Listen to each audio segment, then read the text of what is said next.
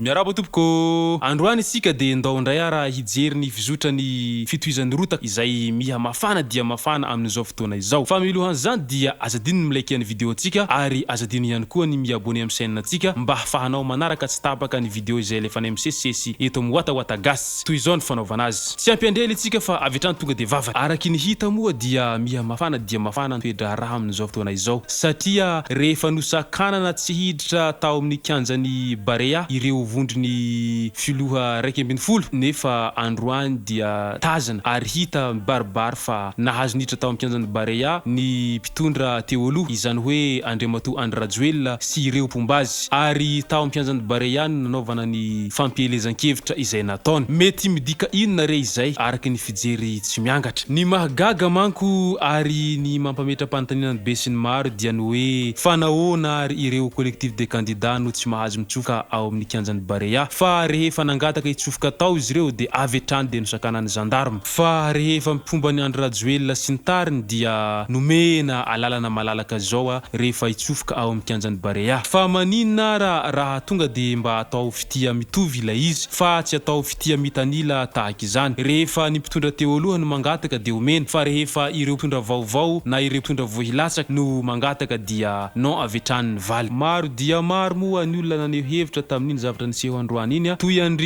Andriamatoa Solombavam-bahoaka izay fito tao Antananarivo Andriamatoa Roch Paulbert izay naneho tao amin'ny Facebook ny hoe moa ve avela ifamono ny vahoaka sa inona ny tena tanjona amin'ilay zavatra ohatran'ireny. Araky ny fahitako azy manko de ohatrany hoe fiantsina ady tsotra zao ilay izy satria ohatrany hoe mampiseho hoe tena mafy ilay antoko teo amin'ny fitondrana taloha fa ireo antoko 120 dia faible. Zay zany ny fahitako azy fa tsy haiko aloha zay fahitany be sy ny maro azy fa samia milaza zay fahitany azy ao amin'ny commentaire. Izay zay ara ny zavatra hita niseho androany tsapa sy hita fa tena hipoka tanteraka tokoa ny kianjan'ny Barea de Madagasikara ary mbola feno ihany koa tena mikianjany Ankatso ho an'ireo mpanohana ny candidat teo aloha. Mety hidika inona izay fahafenon'ny kianja izay amintsika mpijery tsy miangatra. Izay zay ara tompoko lasy tompoko vavy ny mahakasika ny vidéo antsika androany manasanao hatrany anaraka antsaka sy andava ny vidéo zay lefana eto ary manasa ihany koa mba hilaiky ny vidéo ary azadino ny miabone amin'ny chaîne antsika mba hafahanao manaraka tsy tapaka ny vidéo zay lefana misesisesy eto amin'ny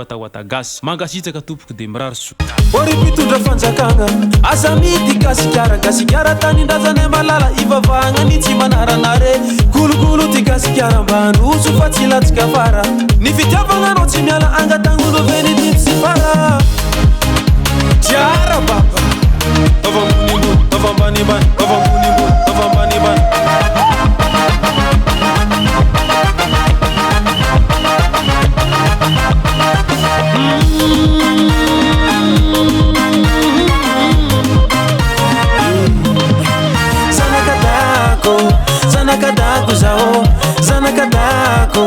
zanakadako zao fiera fa zanakadako zao tsy mivakirano